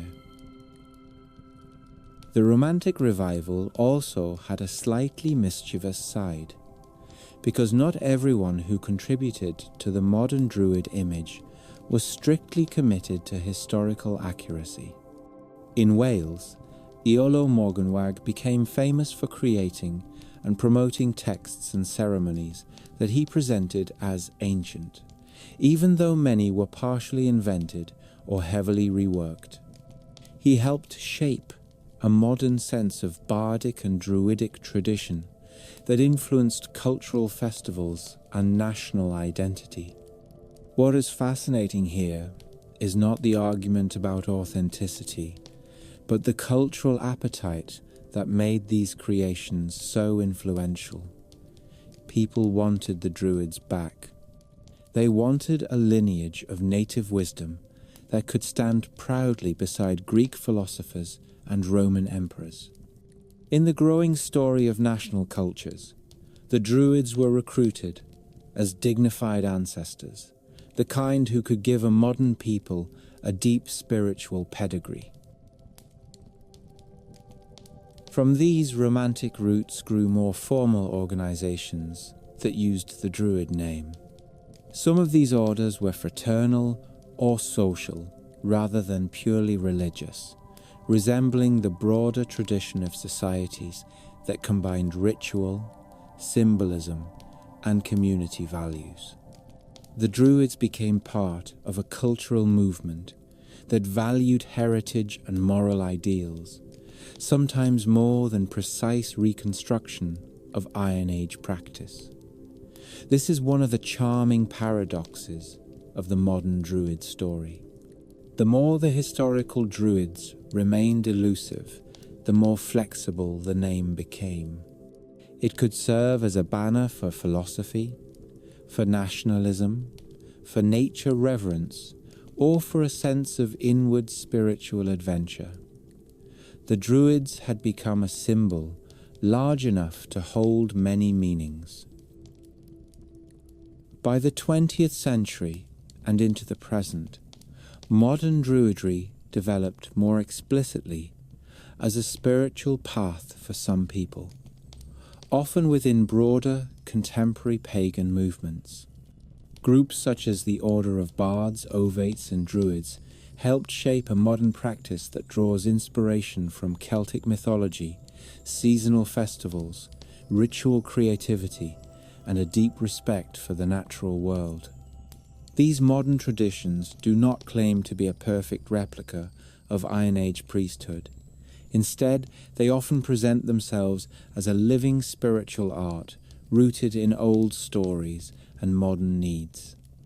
The festivals of the old Celtic year, especially Samhain, Imbolc, Beltane, and Lugnasad, remain central to many who identify with Druid-inspired practice. The turning of the seasons is treated not as a quaint historical theme, but as a sacred rhythm still worth honouring. In this modern landscape, the Druids also become something like ambassadors for ecological spirituality. This is not a small thing. The idea of the Druid as a friend of forests and keeper of earth wisdom resonates deeply with people living in an era of environmental crisis and urban disconnection.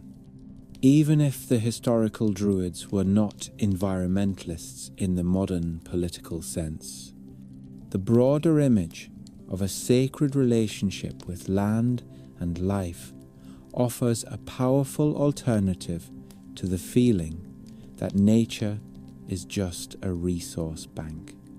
For many modern practitioners and admirers, Druidry is less about reenacting ancient rites and more about restoring a kind of attentiveness. Listening to the seasons, learning the names of trees, treating rivers and hills as more than scenery, making spiritual meaning out of everyday encounters with a living world that still feels mysteriously intelligent if you slow down long enough. The cultural reach of the Druids also expanded through literature, art, and eventually mass media. The 19th and early 20th centuries loved the Druid as a dramatic figure in novels, poems, and historical fantasies. Later, fantasy literature and role-playing games cemented the Druid as a recognizable archetype, often portrayed as a nature mage, shapeshifter, or healer allied with animals and elemental forces. This version of the Druid is not a careful historical portrait, but it keeps alive the emotional truth of the Druid image. The Druid belongs to the forest. The Druid knows secrets. The Druid stands in a world where nature responds to human reverence. These ideas are powerful enough to survive translation into fictional forms because they satisfy a deep cultural appetite for enchanted landscapes and wise guardians of the wild. There is also a public ritual dimension that continues to capture attention. Gatherings at sites like Stonehenge during solstices show how modern people still crave the experience of sacred time and sacred place. You can view these events as cultural festivals, spiritual ceremonies, or theatrical declarations of identity, depending on your perspective. The important point for the story of the Druids is that the name and the image still pull people into collective acts of meaning. A visitor might arrive skeptical and leave quietly moved. Another might arrive already devoted and feel connected to a chain of ancestry that is more emotional than genealogical. Either way, the Druids function as a gateway into the idea that ancient time is not fully dead, that it can still be touched through ritual and imagination. What makes the modern Druid revival so interesting is that it is not a simple story of recovery. It is a story of invention as continuity. The historical Druids left no texts of their own. The surviving accounts were written by outsiders.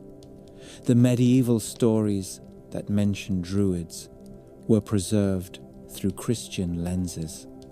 So, modern Druidry has had to build itself with humility and creativity, pulling from archaeology, folklore, classical sources, and a wide range of Celtic mythic material. This is not a flaw in the tradition. It is part of its character. Modern Druidry often embraces the idea that living traditions grow, adapt, and respond to the needs of the present. In that sense, the modern Druids are not claiming to be museum exhibits. They are claiming to be participants in an ongoing relationship with nature and story. The real historical benefit of this whole revival may be broader than any single spiritual identity. The Druids have helped keep public interest in Celtic history and mythology alive. They have inspired people to learn about Iron Age Europe, to explore Irish and Welsh literature, to pay attention to cultural continuity and change, and to think about how societies store meaning. They have also offered a way for people to connect with heritage in a world where identity can feel fluid and dislocated. For someone who feels the pull of Celtic roots, the Druids can function as an ancestral symbol of wisdom and dignity. For someone with no genealogical connection at all, the Druids can still function as a universal reminder that humans once lived with a different sense of relationship to the land. There is a quiet comedy to this as well, in a gentle Bill Bryson kind of way. The original Druids would probably be surprised to learn that their name now appears on bookstore shelves next to meditation guides, fantasy novels, and friendly manuals on how to celebrate a modern seasonal ceremony in your backyard. They might be even more surprised to learn that their identity has been attached to monuments built long before their time. But cultural memory is not a legal court. It does not require perfect evidence to produce a powerful story. It requires emotional usefulness. The Druids have remained useful because they represent a kind of human longing that never really goes away. The longing for wise teachers, the longing for a sacred landscape, the longing for a world where knowledge and nature belong to the same sentence. And in the end, that might be the most important thread tying the ancient Druids to their modern heirs in imagination. Both are rooted in the idea that the world is not silent, that the seasons are not just mechanical, that a tree can be more than wood, that a river can be more than a line on a map, that wisdom can be drawn from how life behaves.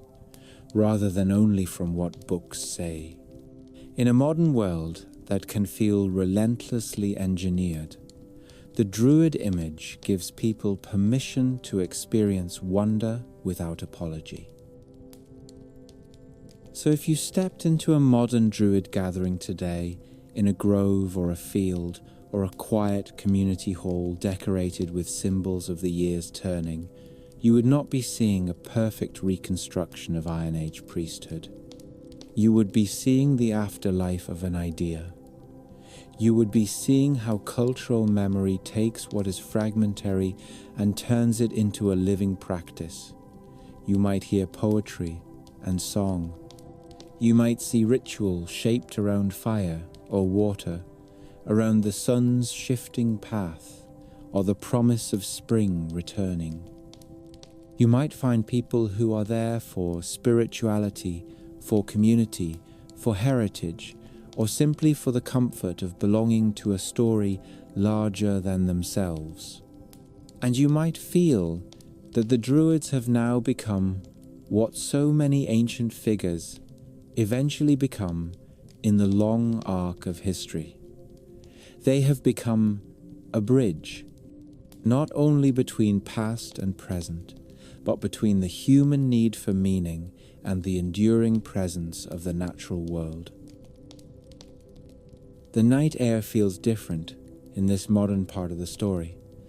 The forests are smaller in many places. The cities are louder.